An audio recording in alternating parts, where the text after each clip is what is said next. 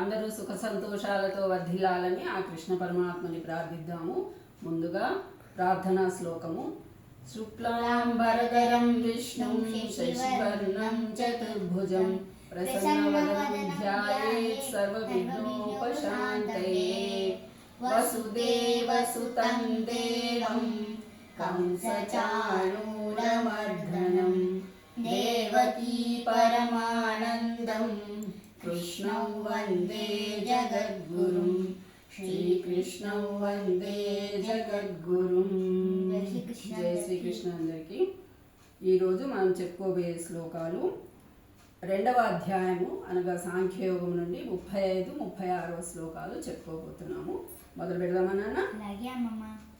భయాద్రణాదు పరతం మౌస్యంతే త్వాం మహారథాః ఏషాంచ త్వం బహుమతో భూత్వా యాస్యసి లాఘవం.